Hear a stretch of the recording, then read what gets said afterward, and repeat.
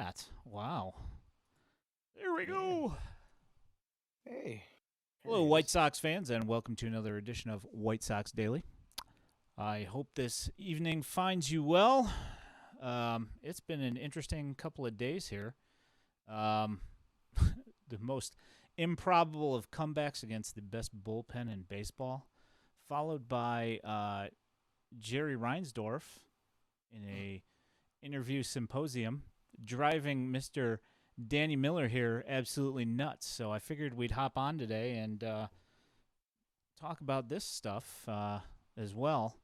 Um, so my name is Ian Eskridge, my co-host, the Danny Miller. How you doing, Danny? Uh, you know, I'm I'm mildly. You know what? I'm gonna change that. I am wildly excited to get into tonight's show. Uh, you know, we have some content this week that is different for once, or at least part of our content will be different for once. But yeah, man, I'm doing well. I'm sitting here. For those of you who are not watching the stream, I'm sitting here in the beautiful giveaway from Saturday's game. That was the White Sox hockey. I won't call it a sweater. I'll call it a jersey because it's definitely not a hockey sweater. But yeah, wife and I went to the Whiskey Q Sox crawl at the park. Got into the park early, thankfully, because I did see the tweets that things really haven't changed when there's a giveaway going on and the I am lines. shocked. Tell me it's not Right. so. So yeah, I was thankful that we had purchased those tickets for the crawl uh before the season even started, to be honest with you. And it worked out to our advantage, at least in the way of getting in and getting our giveaway, because the rest of that day we had fun. It went well, but the result at the end of the evening was not so great. But anyways, I digress. We'll get more into that as the show goes on tonight. How are you doing, man? Oh, I can't complain. I mean, I could, but it's not really worth it because this whole baseball season's been a just so much bad, and I know that as far as Sunday goes, that you were kind of spaced out on that last couple of innings of that game. Oh, Um, I was getting all the noties, all the notifications were coming in, and I just didn't bother turning the game on because you know I watched them implode for 10 runs in a single inning in person yeah, on Saturday evening. So yeah, that yeah, was really ugly. Lance Lynn went out there and did what he's supposed to do, and all of a sudden, just the wheels fell right off, and yeah, that was really ugly. Um, go yeah. here. I'll say this about Lance. It's no secret at this point now that Lance Lynn had a no going into the later innings of the game. But the one thing I will say is that and we've been talking about trying to figure out what's going on with this pitching for weeks now, right? But being there in person, it felt like, and I could almost predict. I actually did predict almost pitch by pitch what happened in the first inning with Lance Lynn. Lance Lynn got outs when he was supposed to get outs, didn't give up a hit, but pitch counts got up Yep. rather early. Hit almost 30 pitches in the first inning. After going up in the count 1-2 to the first two batters, he went to 3-2 to both of those two batters and finished the inning, I think, with 26 or 27 pitches.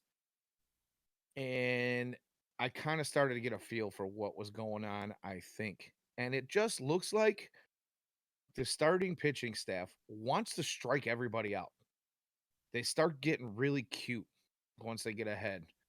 They stop attacking and they're just looking for that wipeout strikeout pitch and they're missing. And I don't know. I could be wrong, but what I witnessed on Saturday night. Sure, Lance Lynn had the no hitter, but there was no way he was going to go all the way through that game because his pitch count was not. It was not. You know, what's the word I'm looking for? Uh, Conducive to going late in games. conducive. Yeah. That's the one exactly. So, anywho, I digress. Yeah, I mean that's the same thing with Cease all the time. Is that he keeps on getting higher pitch counts. Yeah, he's getting a lot. Well, not last game, but for the most part, he gets a lot of strikeouts. But the issue being is that his pitch count is too high in the first inning and too high in the second inning. And then usually he calms down and he ends up getting to 5 or 6. But you know, having 25 pitches after the first inning is not going to help you in your you know ability to be able to go longer in the games. No, and if this is what's happening, I can kind of see that maybe because of the past 2 seasons, pitchers wanting to shoulder as many of the outs as they possibly can by striking guys out because of the defense that has been playing behind them for the last few years. And granted, this White Sox defense right now isn't perfect, uh, No. but it is better and more capable than what they've had behind them the last 2 seasons. Uh, I would much rather see them.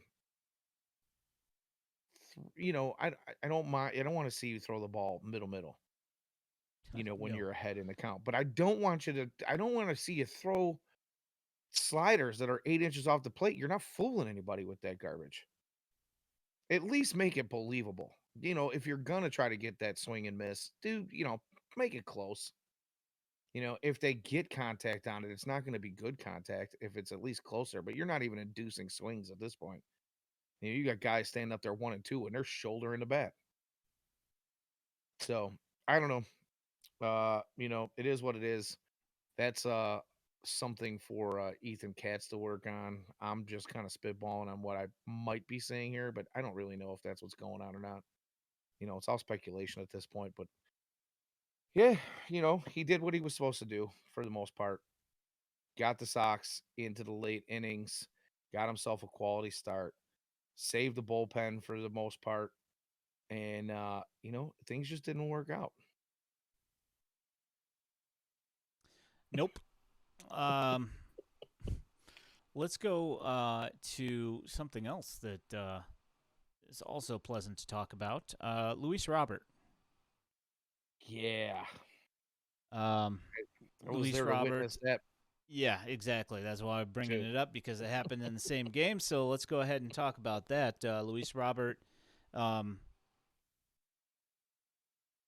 gets benched for not hustling. Manager's decision. It says it does not say injury in the in the game notes. Um, after the after the well, actually, after he got pulled, they showed him in the dugout, basically ignoring Grifol and Montoyo, and then later you see him talking with several of his of the other White Sox players, and the interviews later, his answers were pretty.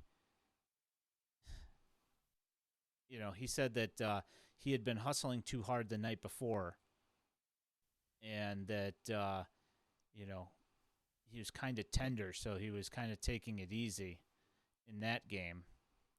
Um, Taking it could easy. Yeah, and then couldn't name the bench coach for his own team. I mean, what do you think Charlie thought of that? Yeah, We don't even play for them, and I can tell you you ask me at any given time of any given day, and I can tell you Charlie Montoyo is the bench coach. yeah, Why? and you don't spend every day with them. Every week, right? I don't spend every waking minute, for 9, 10 months out of the year with this guy. I don't get it, man. Granted, now it hasn't been 10 months at this point, but regardless, they've been seeing each other every day since like I don't know February sometime. So yeah, it's I have no words, honestly. Yeah, I mean, I'm not saying that you have to be friends with the guy because just because he's the bench coach, but I mean, you would think that he would at least know his name, I mean, you know? is At that too least much to ask? be on a last name basis with him and at least know that Montoya is the bench coach. You don't even have to call him Charlie, just call him Montoya. That's fine. Right, right. And this is on the heels of the Eloy and Luis argument in the dugout, from him not supposedly not calling off Eloy in the outfield, basically fielding a ball in left field, Right field. But yeah. right field, and I mean, it's just one thing after another with this guy lately, and And he did the same thing to Gavin Sheets the very next game. yeah, Where he ran right in front of him and right in front of an outstretched glove. Now, granted, watching Gavin Sheets in the outfield, even when he does make a catch, it's an adventure. yeah, So, but and he does glide all over the field. I think I said the same thing last week when we talked about this, but you know, I would rather not see these guys run into each other and cause more injuries like we have seen in the past. yeah, Like, just speak up, dude. yeah, We get it. You're the best defender in the outfield for the organization, hands down. There's no two ways about it. We get it. But even though you feel like you can patrol all three fields, you probably need to say something. Speak up. yeah. And You know, I've seen lots of well, I've heard two of the opinions. I've heard a lot of both of the opinions, and one is that he's very selfish, and the other one is that he's just checked out and doesn't care. Those are the two opinions I've heard, and I would like to offer a third opinion on the matter, and it's probably one that a lot of people don't want to hear, but it might just be that he's stupid. Because I'm to the point now where I'm just kind of like, okay, I get it if he's playing hero ball and wants to run all over the field and all that because he doesn't think that the other guys can do it. However, after the Eloy thing, you'd think that he would at least call off Sheets. But I mean, either way, he's going into the complete opposite position. I mean, we're not talking in the alleys here. We're talking no, these about are another hands. bobblehead. You know, Exactly. um, Exactly. I Because when he did that to Aloy in right field, I think I mentioned it last week where I said, it was very reminiscent of that bobblehead yeah, from a couple years ago in left field where Aloy was just left with that kind of stupid look on his face after it happened. But this is becoming a thing. This is not just an isolated incident at this point. But anyways, please continue. yeah. I mean, I just there are just too many flags being you know seen here that at some point, like, I just kind of have to go, are you slow? Like, these are basic baseball things. Yeah. And I get it that you're fed up with I mean, we can say, like, yeah, dude, I get it. You're supposed to have competent outfielders on either side of you at this point, and they're still insisting on putting Gavin Sheets and Eloy into the outfield, which no arguments here that is, I'm tired of that. And I'm sure that he's tired of it as well, knowing that he's going to have to carry the outfield. But I mean, when you are literally almost running into the guy and passing him up to catch the ball when he's standing there, I mean, clearly, like, I Well, know, these are guys. I mean, these weren't just. It's not like they were both chasing down a ball either. They were camped out. right, right. You're Camped passing them out, while dude. they're This standing still. This isn't is the first time it was kinda cutesy and funny, and we all had a laugh about it because, obviously, the reaction from Big Baby was kinda comical, Yeah. and they seem to kinda laugh it off and, have fun with it and no big deal, but, this isn't cutesy anymore. This is the livelihood of not only yourself, but your partners out there, and you're taking potential chances on their health, which has already been an issue for this team. Why are we adding more to that cog? Why are we giving more opportunity to end up on the injured list? It's ridiculous. And then, to kind of go with your point of maybe being a little on the stupid side, uh, you know, defense is one thing. Offensively, you could tell the man, I'm gonna throw you a slider down and away that's 6 inches off the plate, and he still will swing at it. You Yeah. can tell him, "Don't swing at this pitch. It's gonna be down and away, 6 inches off the plate. It's gonna move way out of the zone." And he's still gonna do it. Why? I don't know. Maybe he is dumb. I mean, at some point you Sure kind of looks have to that way. wonder, hey, it's 0-2. If the pitch is on the outside corner, even if you can't read the spin on the ball, if it starts on the outside corner, more than likely it's going to be a slider because everybody and their brother knows that you'll swing at any slider that's on the outside half of the plate that's going to dip out a foot. And it's just, I don't know, man. I Yeah, At the this acumen point I does just not have look to good right ask, now. you know? I it's a possibility. I'm not gonna say for sure. No, of course He not, might but I just mean, be in his own head. Just like any other ball player, when you're in a funk, he might be pushing to do whatever he can to get himself out of that funk and to make himself feel good. But it's a valid question. yeah. At this When you're point looking I'm at the just tired. history, That's it. I'm just tired of it. Like I'm tired of aren't watching the we all? same thing over and over and over again.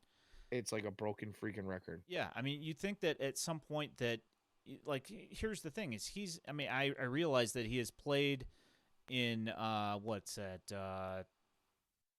What is this? His fourth season now, I think. Yeah. Yeah, fourth or fifth, fourth, fourth He season, came I up think. in 2019.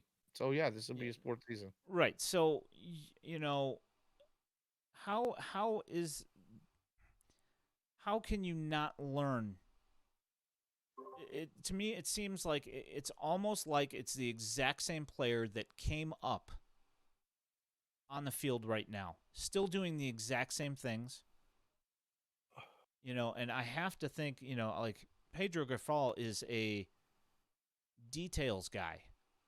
He is a fundamentals guy. I know that he's been being drilled this year, at least, on fundamentals.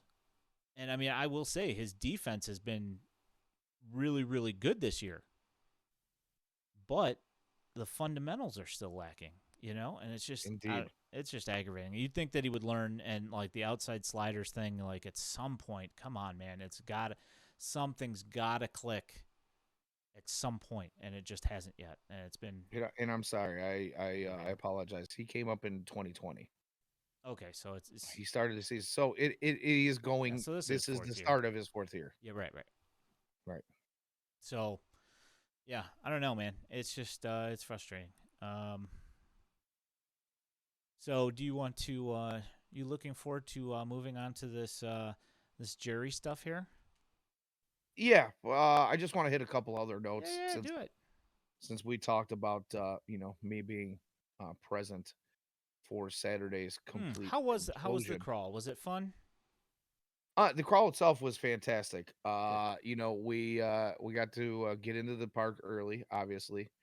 Uh over 3 hours before first pitch, which was cool. You You actually know, got to see batting practice. That's a first. not really. It was more field practice than anything. When we walked into the stadium, they had the tarp on the field because of the rain. So, Ah, well, I'm yeah. pretty sure they probably did their batting practice in the cage on Saturday. That makes sense. Uh, but I did get to see some of the infield practice. Got to watch Yo-Yo.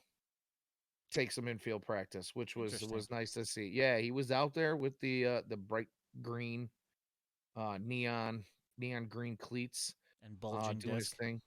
Yeah, after taking some infield practice, I watched him. I don't know who he was out there with. I don't know if it was one of the coaches or one of the trainers, but after he had done some of that, he spent some time doing some stretches, kind of working on the back and did some wind sprints. And he looked fast during the wind sprints. He was running with like I said, with somebody else out there. Hmm. Some of the stretching exercises he did, though, he didn't look fully comfortable to me. And I'm wondering how far out he still might be. So, that was one of the things I want to talk about. I did see Yohan. He was moving well. He was playing good defense in the infield, making some really good scoops and throws. Just not quite nimble on some of the stretches I saw. Hmm. He was doing some lower back bends with the leg up on the, one leg and one foot up on his upper thigh, kind of tucked in, and he couldn't really bend all that well, it seemed. And I immediately thought, well, the bend I'm watching right now looks like the type of bend you would see a guy make about mid swing with the knees bent and kind of, back leg planted. Yeah. And it just kind of it looked awkward still. And I thought,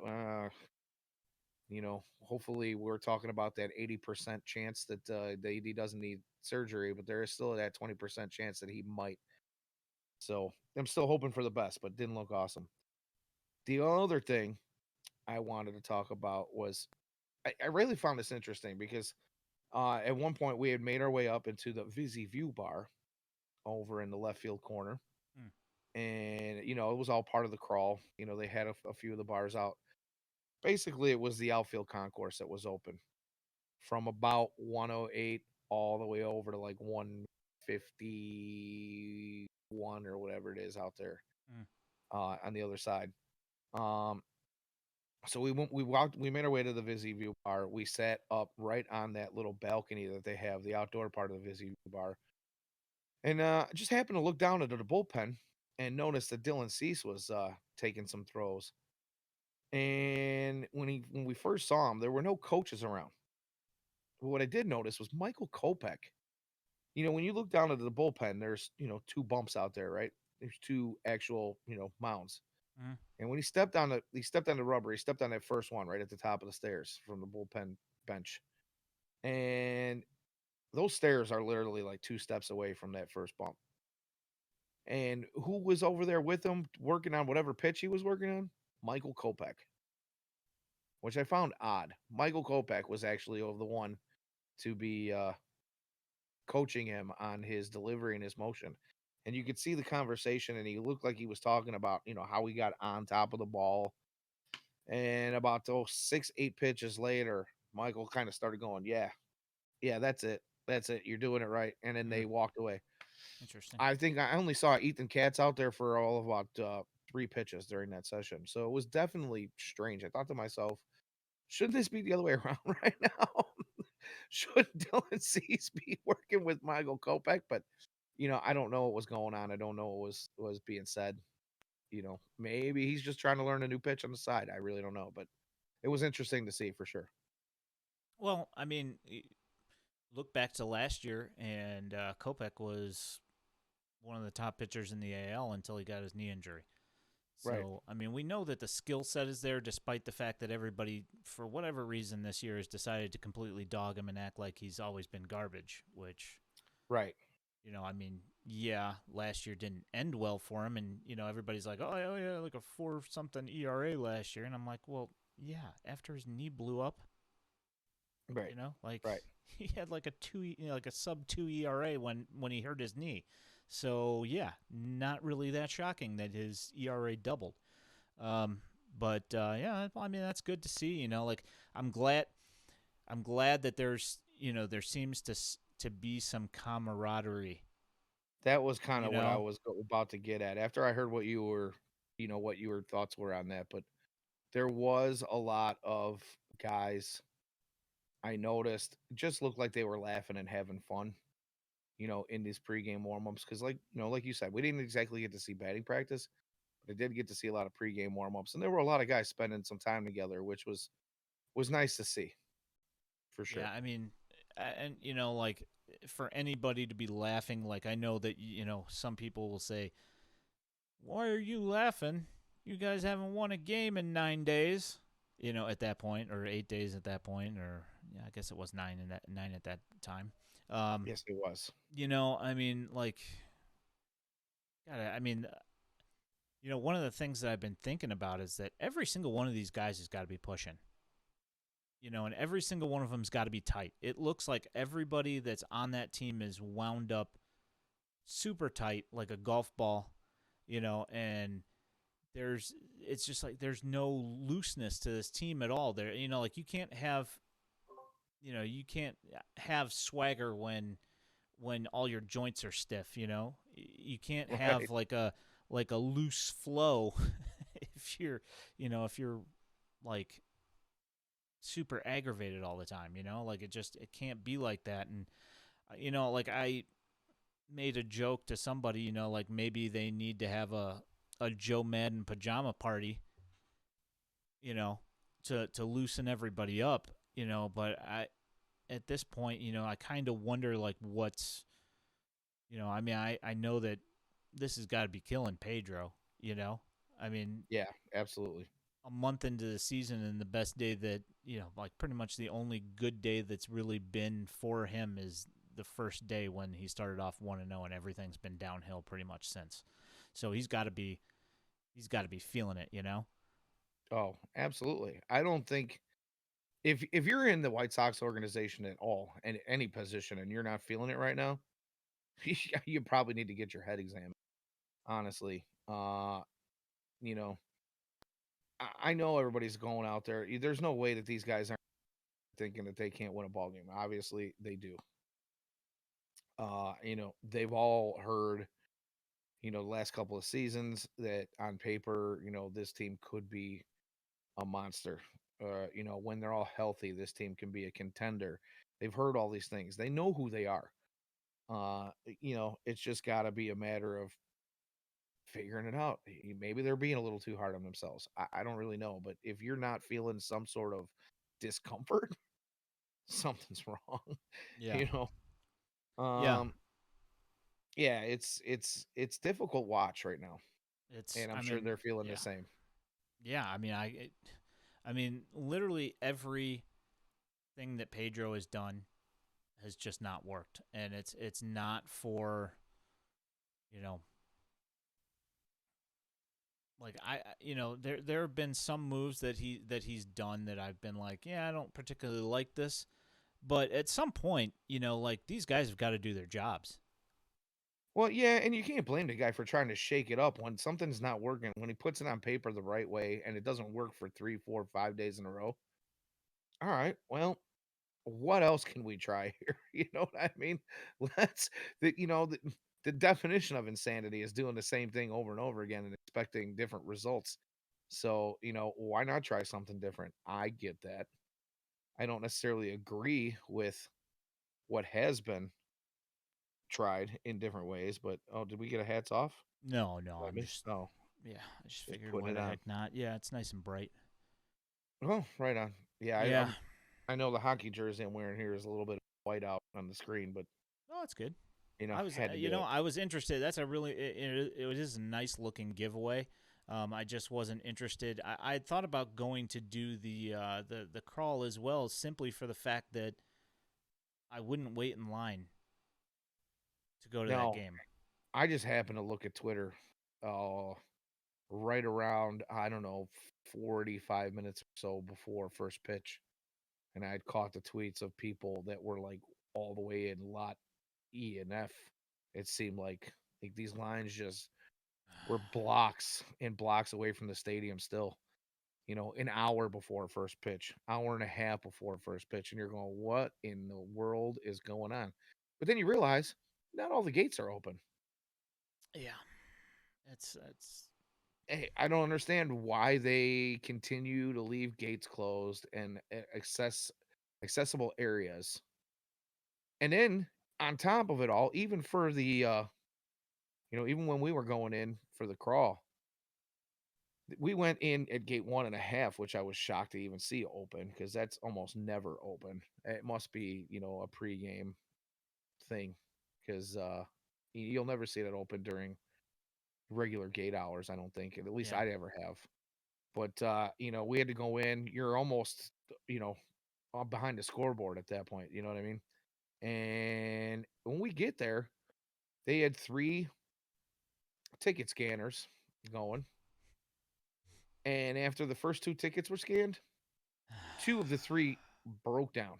Oh man. Yeah. So even being like the first 10 or 12 people in line, we still waited 20 minutes to get in. That is ridiculous. Yeah, it was madness. And we were Oh, actually shuffled that way by one of the I actually know the lady who sent us in that direction. She's been with the White Sox for a long time and has done a lot of the trainings for pretty much, I won't say her name or her position, but let's just say she's high on the totem pole in the operations of the team. And she saw the line building up at gate 2 and decided to insane. grab some folks and say, "Hey, this other gate's open," and try to alleviate the problem. And good on her for doing so. But then you get over there, and like I said, we're 10, 12 people in, and we're standing there for 20 minutes because one ticket reader, one barcode reader is working. And the funny thing is the 2 girls that had theirs break down didn't know how to set the situation right. And the supervisor was there just acting oblivious while he was handing the jerseys out. And then he was like, "Oh, your reader's not working. Let me get punch this code in and see. Oh, that doesn't work. Hang on." It was like slower than molasses. It looked like these people just didn't care to be there. Whatever. I'm not going to throw anybody under the bus. It is what it is. But time for some new tech, man. Yep. You know, anywho, All right. You ready to move on? I have one other point, if you don't mind. Oh boy. So this one's a little bit different. We're gonna change directions here for a second. I don't, and it's kind of ridiculous, but I'm just gonna throw it out there anyway. um, how I need to figure out how to ask you this question. How do you? I know you're a numbers guy, right? As we both are. But when we look at this losing streak, how do you feel about like just weird numbers and the stars kind of thing? I don't want to call it astrology, but along those lines. You don't even know how to answer that question, do you? I'll just I'd throw have out to what I know was what it was noticing. pertaining to figure it out, I guess. Okay, so I'm going to call this one the power of tens. So the White Sox lost 10 straight, right? Going into Sunday. They gave up 10 runs in a single inning on Saturday evening. Before Sunday's game, the 3 games prior to Sunday during that race series, the White Sox had put up only 10 runs. Sunday, they come out and they win late inning heroic fashion. I'm just saying, maybe there was something out there that this just needed to happen. I'm looking for any reason why there might be a turnaround here. Yeah.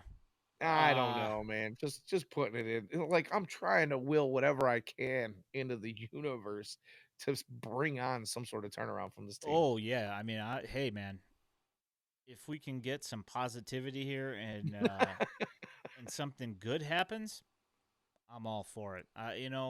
It's just been so awful to watch. And at this point, to win, I think to win 90 games, they need to go like 30 games over 500 for the rest of the year to win Something 90 like that. games. So I'm not expecting a complete turnaround right now, but going like over the next 2 weeks, like going like a game over 500, that would be a step in the right direction, and just start chipping away at this whole thing until you get everybody back and healthy, and then hopefully everything starts firing on all cylinders, And I mean, it's been unenjoyable and just brutal to watch, and literally nothing's gone right. So Nothing. and throw all that on top of the fact that they've been playing the best teams in baseball. Right. I mean, the Blue Jays, the Rays, even the Giants are halfway decent. The Pirates are a The halfway decent Pirates team. Pirates also good. I mean, I like pretty much everybody The is Stros, like, I mean, yeah. Everybody that they've played are all teams. They're teams that are playing really well. And I mean, say what you will about the Pirates and whether or not they'll fall on their face eventually, but right now they look really good. they sure do. So I They mean, sure do. you add all that other stuff up on top of that, and yeah, it's been rough. I mean, I'm hoping that against the Twins and the Reds and who's the other one that they got coming up?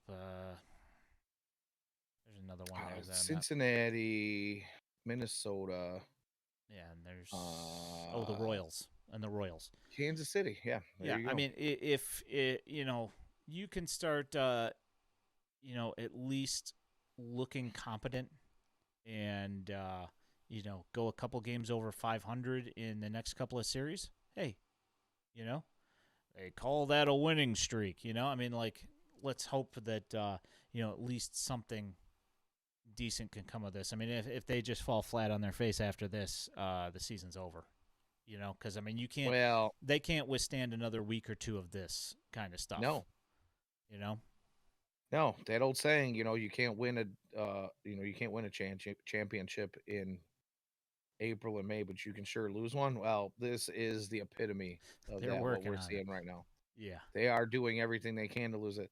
Fortunately, they are in a weak division that is not completely out of hand. Excuse me. Some folks would say it is already out of hand to be able to catch Minnesota at this point. But it's gonna be difficult. It's being that definitely gonna be Minnesota difficult. is your division mate and you do have a bunch of games between the two of you, it is more than possible to be able to catch them. Thing is you're going to have to win a bunch of series against them.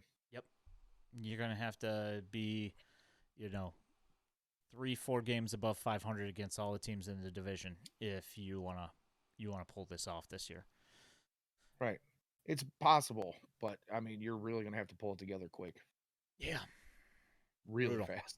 Yeah, I'll be honest with you. We can set all those goals out there right now, but let's just start by winning two back to back. You know what I mean? We're going streaking. let's hope, man. All right. Well, moving along here.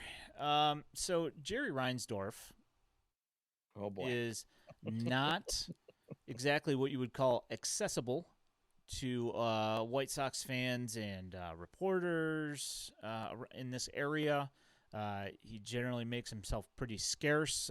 People see him every once in a while, walking around in the park, but usually not that often.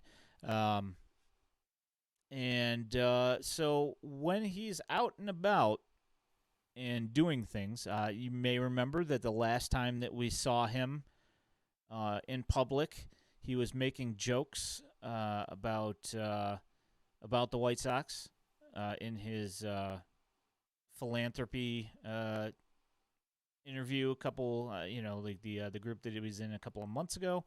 Well, this time he is in what was called Game Changers, the new business of sports, and it was a business themed, owners of sport franchises, headed up by Rachel Nichols. I don't remember if she's still at ESPN or if she's somewhere else. I think she left ESPN. But Yeah, I'm pretty sure she has. she's the one who was doing the interview, and there was a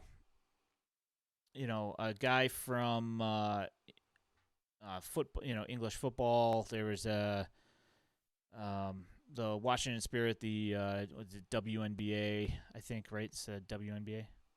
Trying to Yeah. remember. Yeah. And then there's soccer, U.S. soccer as well, and then Jerry Reinsdorf, and Right. so I'll go ahead and kick this off. This is the first question that Oh my. that Jerry gets. Ooh. And we'll just go ahead and I've got all of his clips on here of him talking, so I'll just go ahead and play the first one here.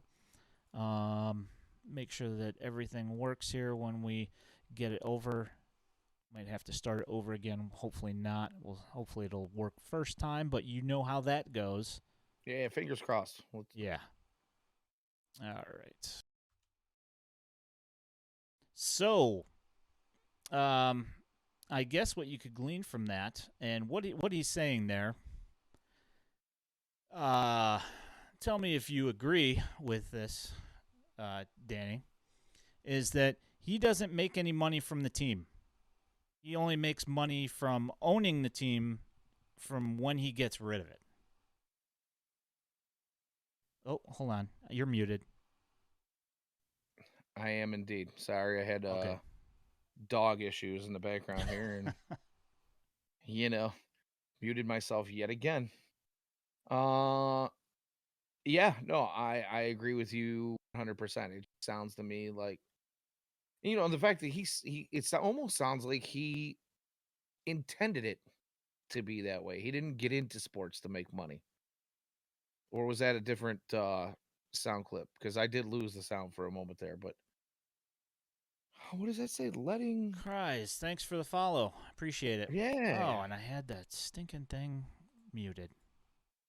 Oh well. Well, Didn't get our hi, sound clip. Mom. Yeah, missed the sound clip.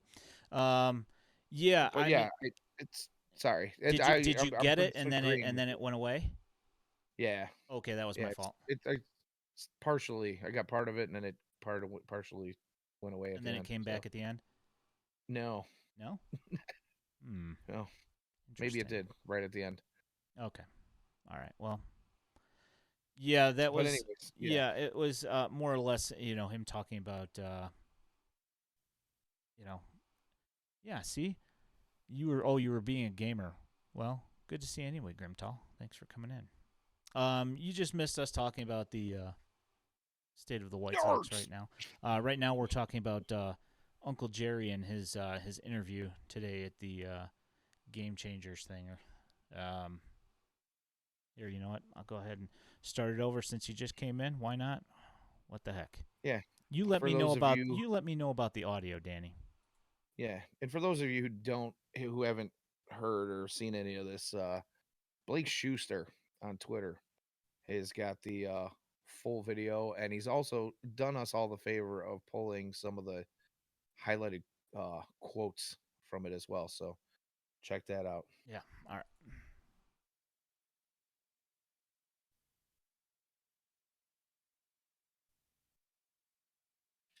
Nothing. I got nothing. Oh. I have no video Yeah, or that's because audio. I'm an idiot. That's why. It's because I'm a mongoloid. Here, let me go ahead and sort that out. Grimtall says Rick Hahn is the kind of G to give a second baseman to hit 202, 40 million a year. Yeah, we haven't gotten that far into the interview yet. So Yeah. hang tight with us, Grim. All right. Let's try that again. And then on the day-to-day, it is You more got of it? a bouncing act to make I have money. nothing. What the I have heck? video, no audio. Yeah, All right. I'm amazed. I'm still amazed that these assets have appreciated the way they have without making money. I mean, I'm old enough that when I went to school, I learned that the value of an asset was a discounted value of its There future it is. cash flow. But that doesn't seem to apply to sports. Hmm. It did for a while. I mean, when I first got in, teams were selling based upon multiples of cash flow, and then they started selling based upon multiples of gross income, and now they sell based upon how much somebody's willing to pay, without any rational basis. And it's really only over the last 5 to 10 years that this irrationality has crept in.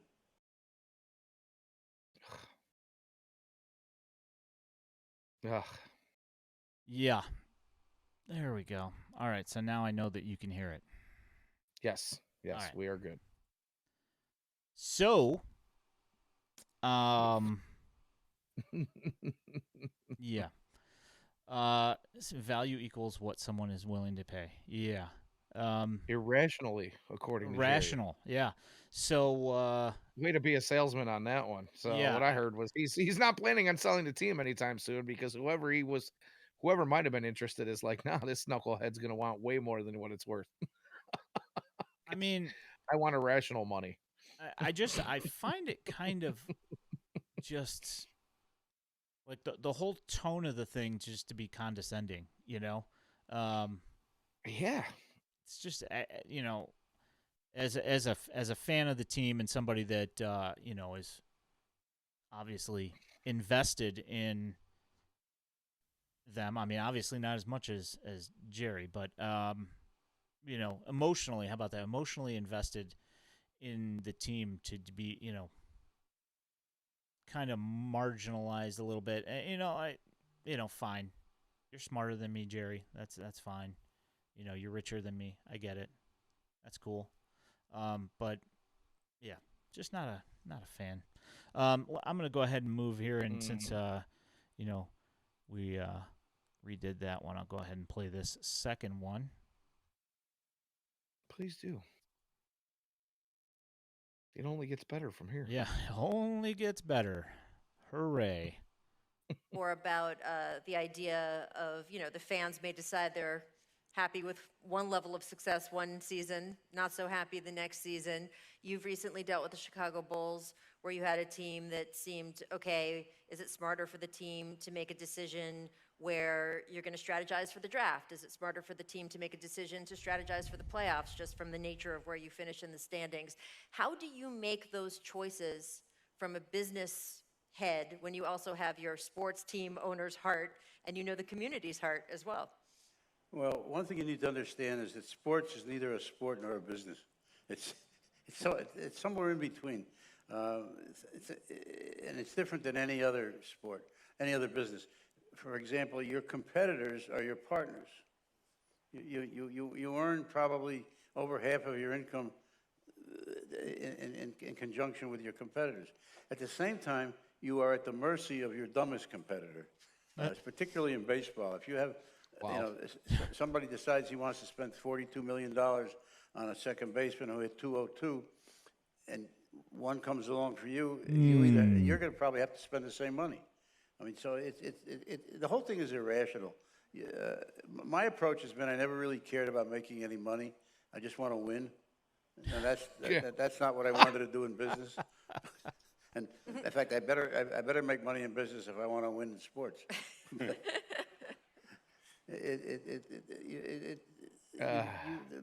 It's just so different. The first week I was in sports, somebody said to me, if you listen to the fans, you'll soon be sitting with the fans.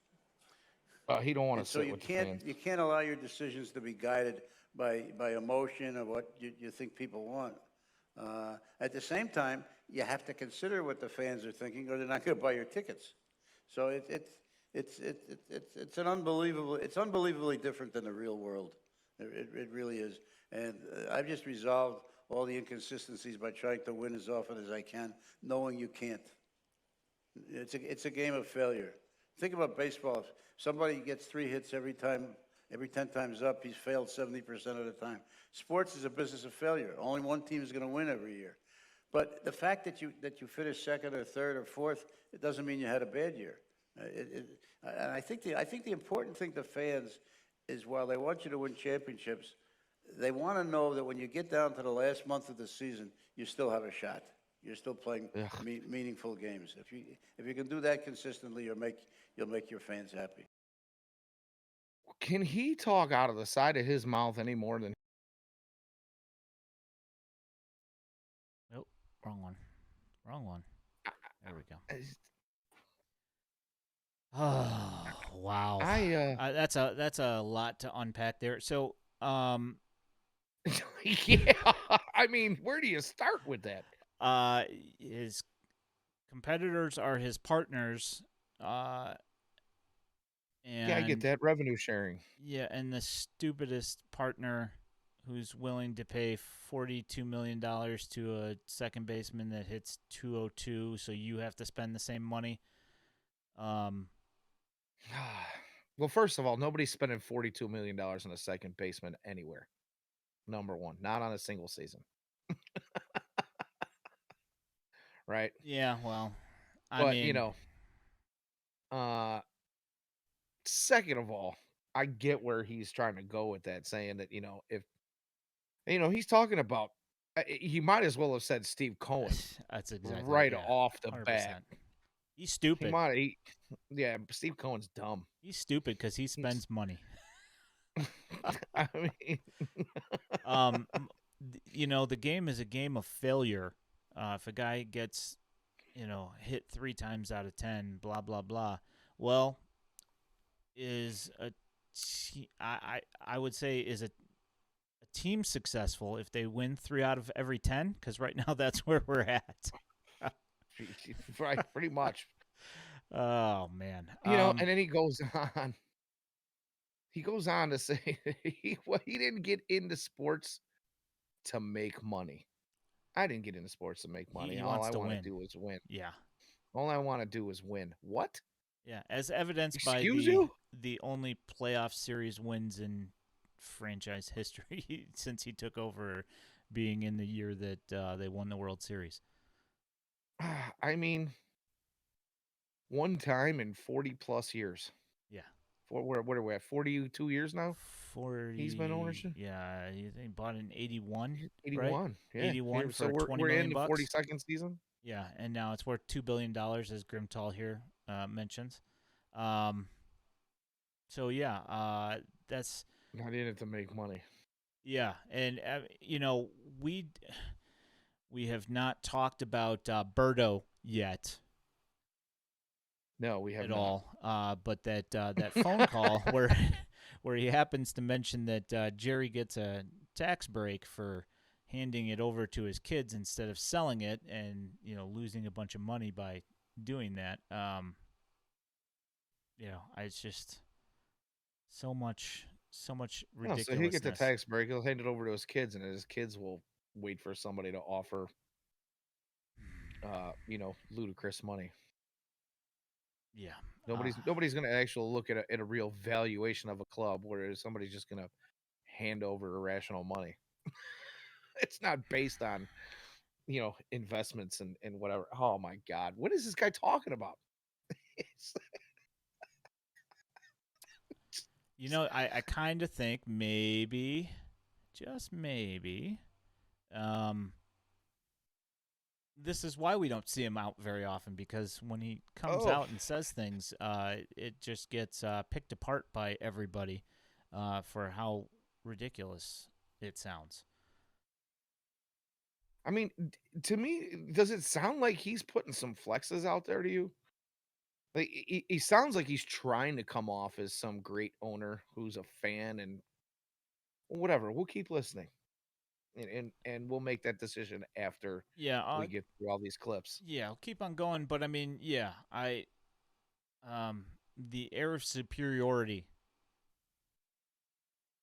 about how he's, everybody's not as smart as him. No, and the way he laughs when he makes these statements, he's got this little chuckle, this little snide, smug chuckle. It gets better. Yeah, it does. All right, moving along. There's a tendency among owners to think they know more than they know. Because almost everybody who buys a team has been a fan. And of course, the fans absolutely know that they can run a team better than anybody. Of course. Who owns it. So when you buy the team, you've got to get that out of your head. If you think that you know more than your general manager or your head coach, then you've got the wrong general manager. And what you really want is you want people in all of the positions to be better at their jobs than you are. And sometimes you just have to bite your tongue and have faith. And if you don't have faith, then get somebody else. But you can't make the decisions for your baseball people or your basketball people or your football people. You got to let them make the decisions. You're getting decisions made at the team level, Calling but TLR. also at the league level. You Calling TLR. mentioned that your competitors are your partners. You have an NBA commissioner, you have a Major League Baseball commissioner that is handing down decisions about your business. Scrolling, You have boards of scrolling, governors scrolling. that collectively make a decision about your business. What has navigating that been like, especially in multiple sports leagues? I'm curious how they're different. Well, sometimes I sit in ownership meetings and I say, how in the world could these guys have made money to buy a team? 'Cause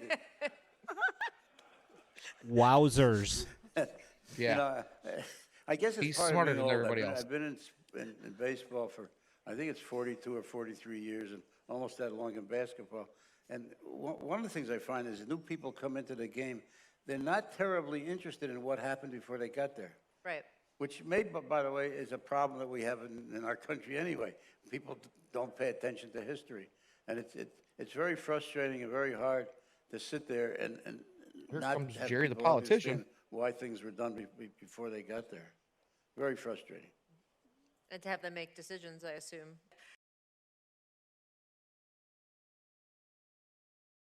Yeah, wow. Frustrating indeed. I'm smarter than everyone. How did these people make any money to be able to buy a team? These people are clearly stupid. How do you get out of bed and tie your shoes in the morning? Yeah. Wow. And he got a laugh from the audience out of that one, but I don't laughing. Yeah, the other owners thought it was funny. I'm sure they did. Probably because he's saying all the other owners in his sports are stupid. So they found that funny, I'm sure. Yeah, I don't know, man. I just I mean, the gall is anyway. Yeah, a few more to get through. I don't want to go. Continue. yeah, there's another couple. We're only about halfway through this nonsense. Grintal says, "I'm surprised Rachel Nichols didn't respond. Okay, boomer. That would have probably had me in tears." All right, moving along. Jerry, you and the NBA are in the middle of negotiating what is going to be a transformative media deal because it is going to involve streaming in a way it never has before. You've owned teams over decades. How have you seen media rights become such a bigger piece of the pie of the way you run your business? Well, it's been an amazing change, an amazing ride. I think in 1981, my first year, we were getting $6,000 a game for White Sox games. Now our rights fees are about $700,000 a game. So it's really moved. But we're now at a point where nobody really knows what's going to happen next, because we were getting away with murder with the cable bundle. You basically people were paying for sports who really didn't want the sports. Right. But if they wanted the cable, but now we have cord cutters, we have never wars, far fewer cable subscribers. I think I saw a number the other day. The ESPN used to be in 100 million homes, and now they're in 60 million homes. So, streaming is coming along, but streaming doesn't produce the money that the cable bundle produced. And there's basically near panic, I think, at least in MLB and a little bit in the NBA, because where are we going to replace this money in the short term? Nobody really knows. But it certainly is not immediately direct-to-consumer streaming. That may take... And there's also a problem because when we still have the cable bundle, so the cable distributors who still are around and still carrying the games, they don't want us to stream direct to consumer because that hurts their business. So I would say the only word I can think of to describe what's going on in TV now is chaos and fear, maybe fear. I was going to say, that one works too. $700,000 per game Per game. is what they're getting right now. Now, when he talks about, we don't know what's going to happen, we're talking about the future. We've seen the RSNs fall this past offseason, and that's what he's kind of getting at, and, the direction of streaming. But as of right now, And in the most recent years, the White Sox are getting 700,000 per game in media rights, broadcasting rights. That number times 162 is $113 million. Check my math, folks, but I can pretty much tell you I'm right on. $113 million in media rights, Well, broadcasting yeah, rights but you per game also get, or per you've season. also got the Apple deal, and that stuff. You're getting that money as well. That's, And for you've each getting, team. revenue sharing in the neighborhood of $160 million a year. You've got a stadium deal where you don't pay any taxes until you hit like 1.8 or 1.9 million attendees. You've got all these tax breaks with the state and local taxes. And we haven't even talked about selling a single ticket. We haven't talked about concessions, merch, parking, none of that. And he wants to cry like, "Oh, we don't know where the money's going to come from. Yeah, and We I mean, don't know what's going to happen." yeah, and the Bulls do even better than the White Sox. Right. So, um, and that's with putting a, pretty much a stuck in the middle franchise, if not terrible, over the last 20 years as well. Actually, Anybody else 25 feeling the years. ire I am right now? I mean, Because Jerry's really stepping in it here. I'm just saying. yeah, and when you come with the, the Forbes thing that we were talking about earlier, about how they're Yeah, Forbes. operating at a $50 million loss per year, it kind of Yeah, the makes you last couple of wonder, seasons. where's the money going then, if that's the case? Yeah, and some people will tell you operating costs. It costs so much money to operate a stadium. Yeah, sure. You've got to pay security and guest service relations and all those people that work there, but uh, I can pretty much surmise that antitrust laws that are in place right now, that I don't think Forbes is getting the real numbers. I would say Just probably not. saying. Especially when you go to a game, a SGA game, such as the shirt you are wearing, the Right. stadium giveaways, and you see how woefully staffed that park is. I certainly wouldn't imagine that he could really cry about like having to worry about his paying all of his staff, because he doesn't really staff enough people to feed the people that come into this, feed or even get them into the park or into parking in a timely manner. Hasn't spent any money on the security system getting into the park in 20 years.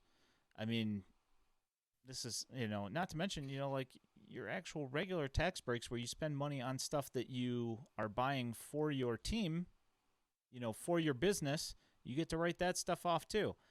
So, you don't have to pay as much in taxes because you're investing into your business. Not that we really have to worry about that, because it doesn't seem like he's really investing a whole lot into the business at this point, other than, the fact that they've got a ridiculous payroll with a bunch of overpriced relievers on the team. Right. And here's the crazy thing. I've also heard it put out there that, folks will say, well, they've done all these renovations to the stadium over the years since that, concrete bowl was built back in 1990 and 91. What people don't realize, the folks that have said that there was a clause built into that stadium deal as well that, Illinois taxpayers are on the hook for that stadium, right? Basically. Guess what? You're on the hook for all those renovations too. It was part of that clause. Every piece of work done on that stadium is coming out of your tax dollars. Every single piece, including the new scoreboard a few years back, the fundamentals deck that was built, 12, 13 years ago, however long ago it was. All of that stuff. That's probably longer than that now, but every single piece of work that is done is the Illinois taxpayers on the hook for that. Jerry's not paying for that stuff. It's not just tax breaks. It's true. It's money coming from the state. All right, So- let's move along to the next bit of goodness here that I know that you're excited to hear. Yes.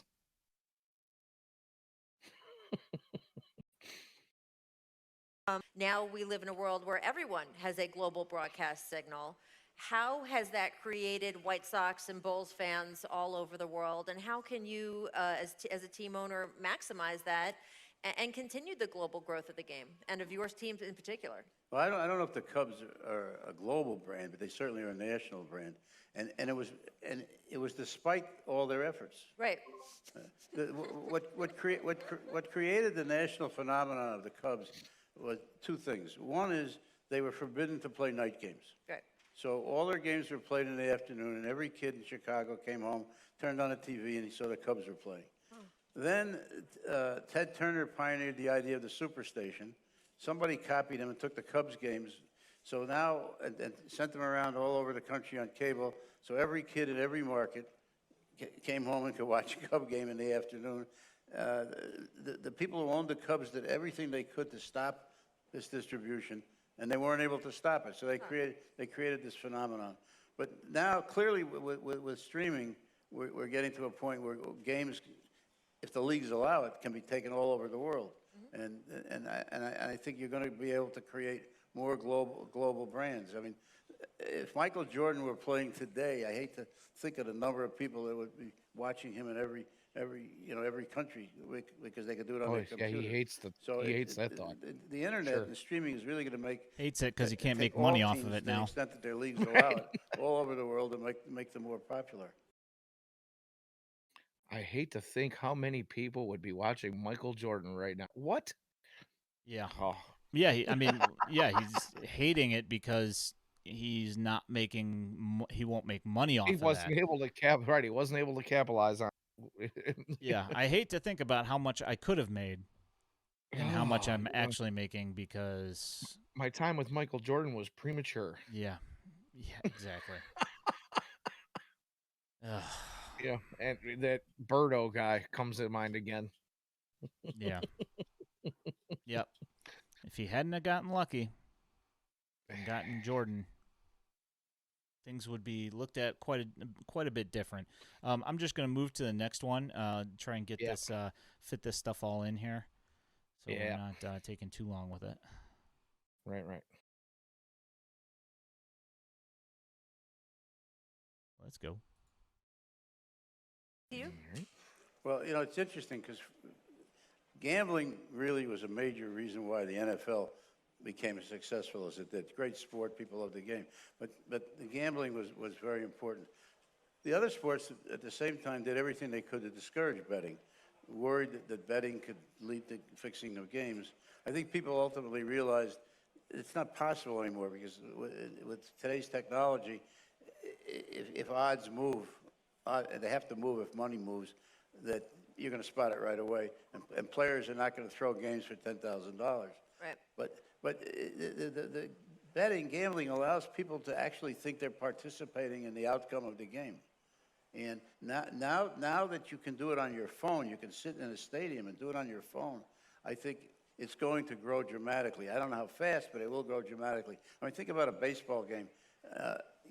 You can bet on, is the next pitch going to be a ball or a strike? Will the runner try to steal a base? Will it be a home run? And there are a million different propositions you can be able to bet on. And baseball may have made a mistake by speeding up the games this year. Because while people want faster games, they want to get early, there's less time to bet between the pitches. so maybe we made a mistake. But I think it's going to continue to grow. How big? Who knows? But it just gives people one more reason to have a stake in the outcome of not only of the game, but of things that are happening in the game. Yeah, that ownership. So I found one thing. Hold on. One thing that I found interesting there is that he said that people were interested in getting out of the game quicker. And I don't necessarily agree with that. I think that, I don't mind the pitch clock per se. As long as you're in but your seat when the first one starts. yeah, I mean there is that, of course. But I think that it is moving maybe a little too quickly. 2-hour games. Like people used to, be happy when Burley would throw a 2-hour game because it was quick and efficient. However, I don't think like I mean no. Don't get me wrong. I don't want to sit through a 4.5 hour long Yankees Red Sox game. No. But 3 hours. I don't see a problem with that. And also, No. the For the the whole thing where everybody's you know uh everybody goes to the bathroom and they come back and it's 2 innings later. right. You know. And for the price of a ticket, it continually rises year over year. Uh, you're getting less time of baseball. You're getting less time of game. You're paying more for less product, basically. And there are those folks. I saw those tweets early on. People that travel to games because you got to think about it. Yes, Chicago is the third largest city in the country, right? But the reach that the Chicago White Sox have, going into, not just the near suburbs, but the further suburbs and into Indiana and into Southern Illinois and people that travel, more than an hour, people that travel an hour and a half, 2 hours, 2.5 hours to get to a game. Some folks are traveling that long just because they take public transportation to get back and forth to a game. So what are you're gonna spend 4 hours of traveling to see 2 hours a game and pay, $55 for a ticket that doesn't even put you in the first 15 rows? Yeah, and that's if you're lucky enough to get in before first pitch with the way Right. this That's the with other, the way this franchise operates. right. Your train's a little bit late, and then before you know it, it's the third inning before you're even getting in there. You get a beer or two in you, you get up in the fifth inning to take a leak, and it's the seventh inning. Yep. Might as well grab another Now couple. you've now Yeah, so now you're there, you're in the stadium for 2 hours, but you've only seen 45 minutes of baseball. Yep. Yeah, it's maybe a little too quick. From that standpoint, I don't know. There's a bunch of nonsense here in this, Reinsdorf thing, and um, Sweetie. I could certainly do without the condescendingness. I'm sure his fellow owners are certainly not going to be exactly thrilled with because I'm sure that that's going to make the rounds in those circles of people. Um,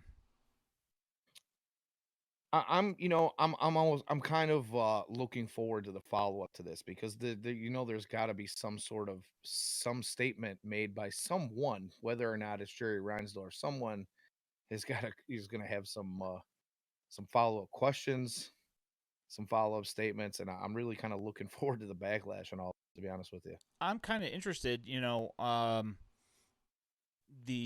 GM who's smarter than he is, that he's talking about. Sports Blab gonna have a field day. Well, yeah, on AM 1000 they talked about it. I heard like 30 seconds of it. Danny heard it earlier. I'm kind of interested if this nonsense and the fact that he's basically calling the other owners in his, I don't know exactly, like what fraction of the owners that he's talking about are stupid, but is this going to make the GM's job harder because they want to deal with him less? Because the owner of the team that he's trying to trade with says, "Nah, you know what? Jerry thinks I'm you're an idiot, stupid. so I'm not going to." I'm not going to trade this guy to him because I don't want to deal with him. Somebody else will give me something that'll be comparable, maybe even just a little bit less. But you know what? Let's let him flounder. You know? Yeah. And then the whole thing about, you have to kind of step back and bite your tongue sometimes and let the GM do his job. Hello, TLR. What happened there? Because it's been made abundantly clear that TLR was not Rick Hahn's guy. And like they said on ESPN 1000, when you bring that up, was okay, Pedro Grafal was. and it still remains to be seen if he turns out to be a guy. We don't really know. The jury's still out. We got to give him some time. But the reality is, the TLR thing happened. He was Jerry's guy. You didn't bite your tongue and step out of your own way there, did you? So again, talking through his, the side of his mouth. It's amazing to me to hear the things coming out of his mouth, being a White Sox fan that has witnessed the years of, mired in mediocrity.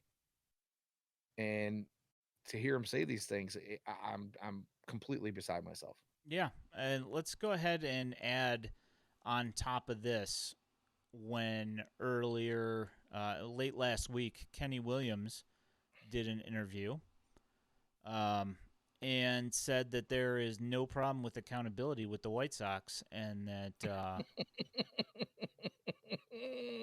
that that things needed to change, blah blah blah. There's no problems with accountability. But then you hear Jerry talk about how his team president and GM are smarter than he is, and he's got to let them do their jobs. That to me says that he doesn't think that they're not doing a good job. Right. Yeah, he basically said like nobody's on the hot seat and nobody's getting fired. I mean, that's what it sounds like to me, right? Yeah. Yeah, I got to be honest with you, man. I mean, since we started rolling through these clips, this stream has been, we try to keep it clean around here, and I'm doing everything I can. You want to talk about biting your tongue? I'm doing everything I can to not cuss up and down.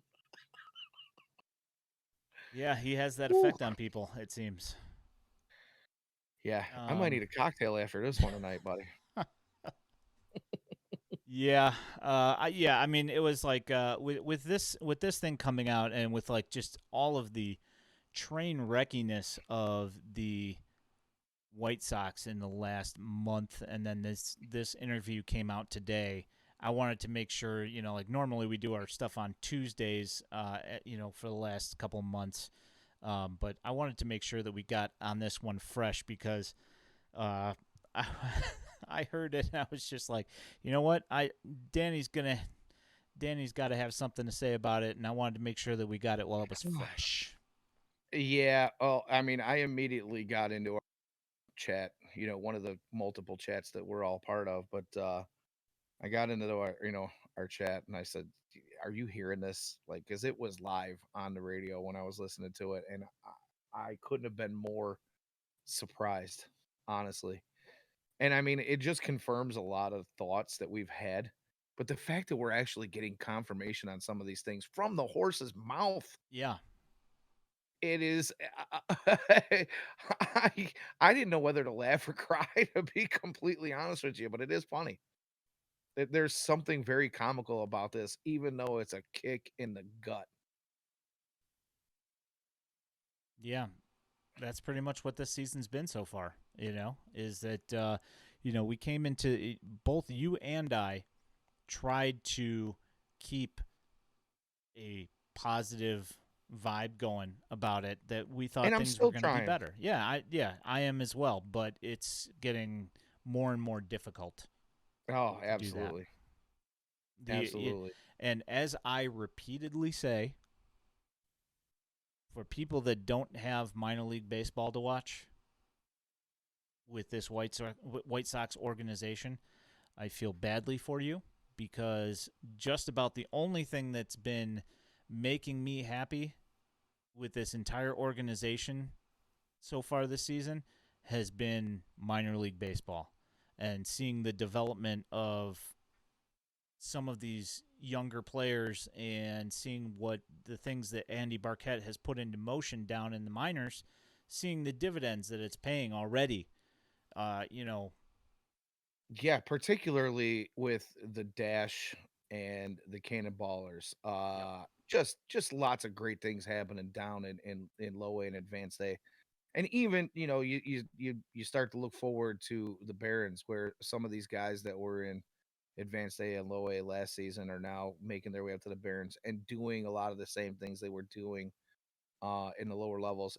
There's just encouragement there. that maybe the change in draft philosophy and the change in, at least what we've been hearing or being told in development philosophies and techniques, and it just gives me hope for the future, even if it's only slight.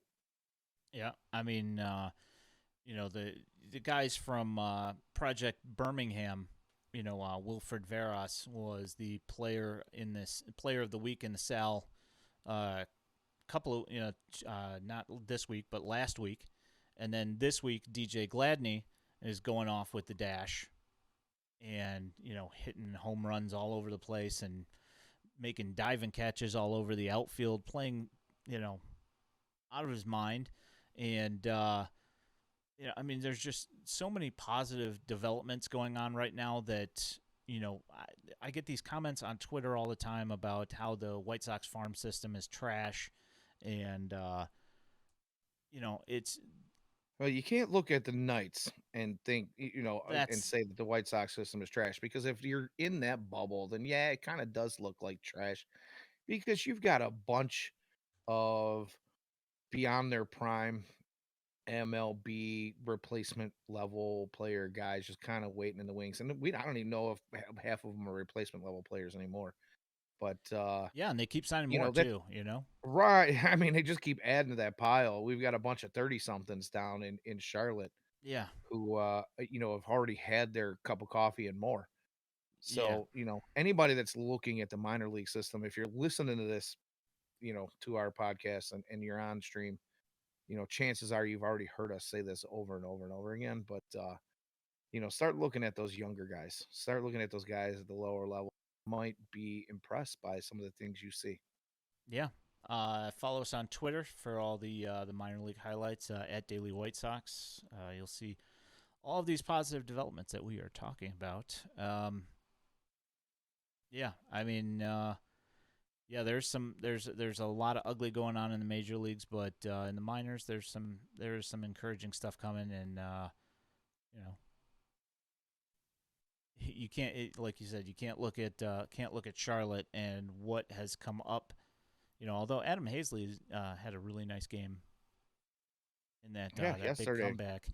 I mean, there are some some positives coming up from AAA even, but hey, John Rudels, how you doing, buddy?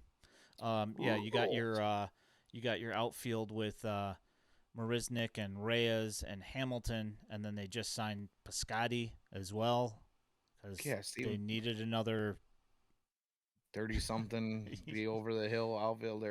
Yeah, because you certainly need all those kind of outfielders.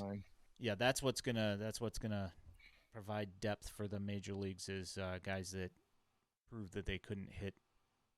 And the thing is, I heard somebody jokingly, I mean, I at least hope jokingly say that, these guys are all out there to keep Luis Robert on his toes if he doesn't hustle.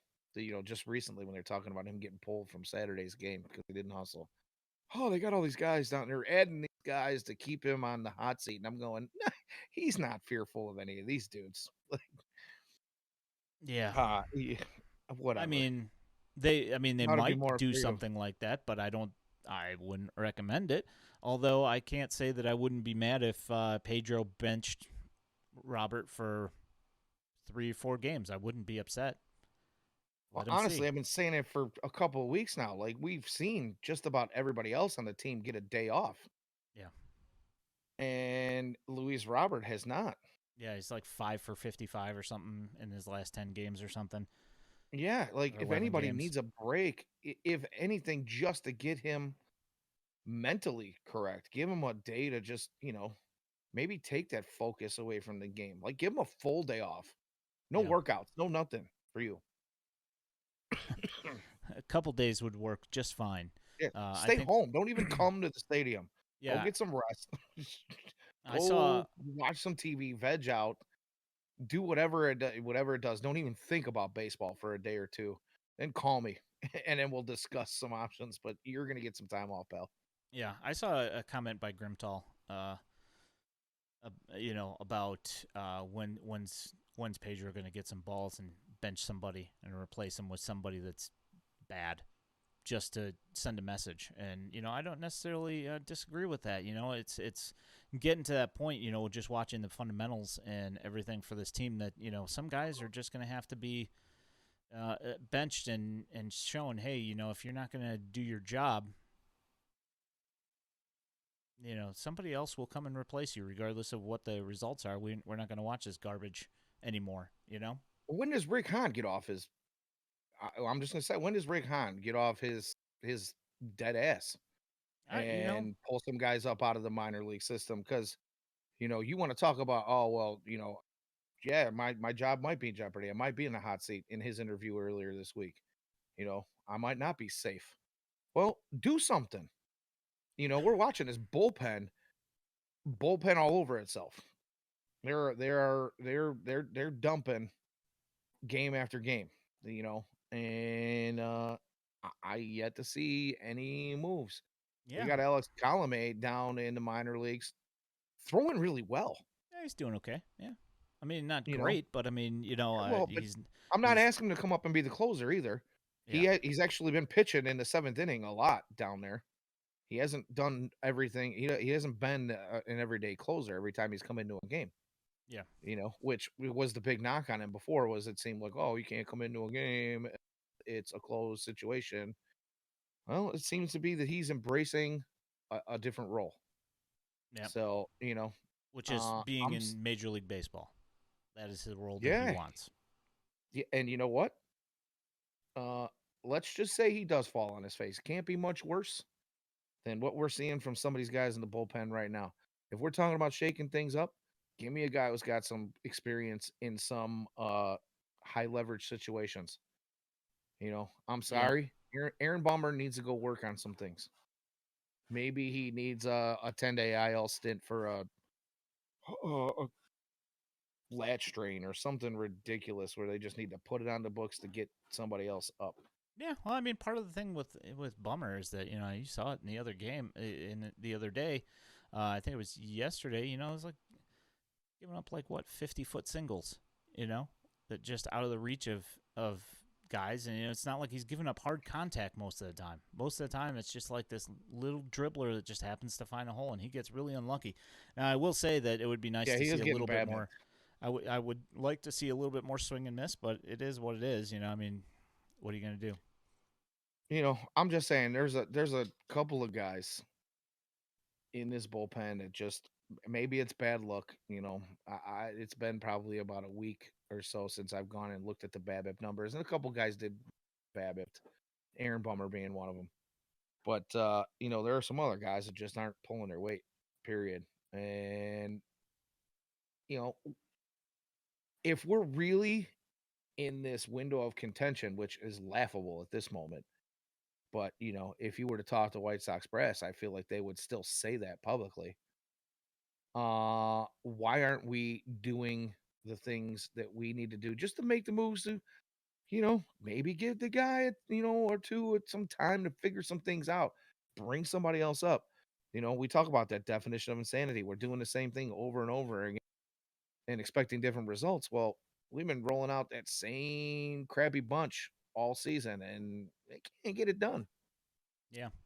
Well, I will say that generally a ball that leaves the bat at 107 miles an hour with a 25-degree launch angle is generally going to have about a 1,000 BABIP. And that seems to have been a problem as of late. So, yeah, let's hope they figure that out. But, hey, speaking of Jake Cheekman, Garrett Crochet made his first rehab outing yesterday. If you have not seen it, I put the entire inning condensed onto our Twitter feed at Daily White Sox on Twitter. You can see the entire inning that he threw. I think he was, I think it was like 10 of 13 for strikes, and had a strikeout and a ground out and a line out to right field in his quick inning. And he hit 97 miles an hour. His slider looked nasty. Got some swings and misses on the slider. And, yeah, things look pretty good. So it's nice to see him back on the bump again. And I don't think that it's gonna be a little bit until he gets back. Hey, what's up, Ladder? How you doing? Yeah, it totally nice minor league debut for him. Uh, maybe he makes it to the show someday. Well, I think that someday is going to be sooner than later with the way things have been going. I think they see the writing on the wall for Cheekman, and Tanner Banks already got sent back to Charlotte. So you got Diekman and Bummer, the only two lefties in the pen right now. So one of those guys is going to go, and I would assume it's probably going to be Diekman because he's just been fairly terrible this year. So, Yeah. I mean, say what you will about Bummer, but as we say, getting BABIP to death, as is generally the case for Aaron Bummer when he's pitching. If something goes wrong for him, it's just because it's just a dribbler that's just out of reach. So, Yeah. You know, and I said this on the White Sox Daily tweet in the responses. Watching the clip of Garrett Crochet kind of work through that inning, and having some really nice movement on the slider. And he was sitting 96, 97 on the fastball. Let's just hope that in the coming, week or 2 or 3, however long it is, that they decide to stretch him out in the minors before bringing him up to the Major League Ball Club. I'm really hoping to see that velo kind of come up just a few notches, because we've seen 96, 97 mile an hour Garrett Crochet, as opposed to 99, 100, 101 mile an hour Crochet, and the results are they're shockingly different. well, I will say this: that when a guy is on his way to TJ, his fastball tends to flatten out.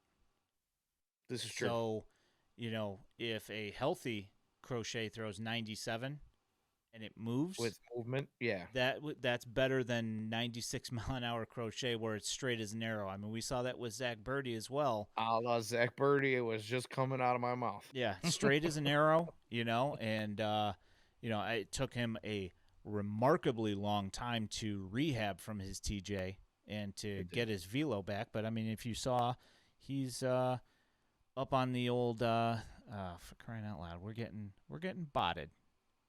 Get out of here with that nonsense, boy. See ya. Yeah. So I will reserve judgment on Crochet's velo until I see a little bit more of it and see what kind of movement. I've only seen like 7 fastballs so far. So I will reserve judgment to see if the 97 is a ramp up on velo, and if he continues to pitch and it starts to elevate a little bit more. It would be nice to have a 98, 99 Garrett Crochet at, that can maintain that velo for an inning or two. And I know a bunch if of he's people got a little bit of run on that fastball, exactly. It's a different. 100% different. Yeah. I mean, I don't know. I know a lot of people have complained that they would rather see him getting tuned up to be a starter. But I don't know. I think that with the White Sox, I just don't see how. I just don't see them doing it. How about that? It's not that I don't see how they do it. I just don't see that they're going to, judging by how they've done it. Again, going back to what I said a few minutes ago, if you were to ask this, the top brass of the White Sox organization, they still believe they're in their window of contention. And I don't think they're excuse me. I don't think they believe they're going to be afforded that opportunity to just let Garrett Crochet get stretched out in the minors for an entire season and then bring him up as a starter next year. They just don't view it in that particular way at the moment. Now, if they continue to lose and really dig themselves a hole, maybe that happens. But right now, they believe they can still win the division. Whether or not they go deep into the playoffs, I believe they still believe they can win this division And unfortunately, that means Garrett Crochet is going to make his way to the Major League Ball Club in pretty quick fashion here. Yeah, it's gonna take some major work to win the division. Um, Also, rehab stints. TA and Hanser Alberto have been making their rehab stints in Charlotte, and TA's had some decent at bats. Also, some very quick at bats. But he did unleash a nice double into the right center field gap, and it was nice to see. It was very reminiscent of what we're used to seeing up here on the south side from TA's bat, and it'd be nice When to Timmy's get that going back. the other way, Timmy's going the opposite side gap. It usually means he's seeing pitch as well. Yeah. So, I think him coming back will probably be, one of the sparks needed to help ignite this team. Unfortunately, I feel like there's going to be multiple sparks that need to come around to get this team back to what we were kind of at least hoping for anyway. Yep, for sure. Well, that about wraps it up for the week. Next week, not sure. I would assume probably go back to Tuesday, but I'm not 100% sure. We'll find out. But you'll be able to find this in podcast form wherever you get your podcasts or on whitesoxdaily.substack.com. You can also find this stream on YouTube if you search White Sox Daily. We also have a Facebook group that you can join in on. At Daily White Sox on Twitter. Yeah, you'll catch our very own Xavier Sanchez doing some pre and post game wrap ups, if you will. Series recaps as well. See Yeah, all that good stuff from Xavier. So I don't know. Hopefully something good's coming in next week. Grimtall actually messaged me the other day. He said, "Hey, do you think we're going to see a win before the next stream?" And how do you like that? We got one. Yeah, we So, did get one. We big did get one. celebrations. I did not see it firsthand, but I caught the highlights. Good stuff going on there. And before we sign off, I just have to mention that I find it kind of funny to hear the remarks from Andrew Vaughn and Mike Clevenger talking about, basically, and I'm paraphrasing here, but basically saying that this was the win we needed to turn the season around. This team, this is with the morale booster that we needed to get us back to feeling good about ourselves. Well, today's an off day. So you go ahead and you sit on that win for an extra day and you let it sink in. And I hope that both of those guys are right in their sentiments right now. Let's hope so. My name is Ian Eskridge. For my co-host, the Danny Miller, you have been watching White Sox Daily Live. You guys have a great week, and we will talk to you next week. Thank you very much. Night.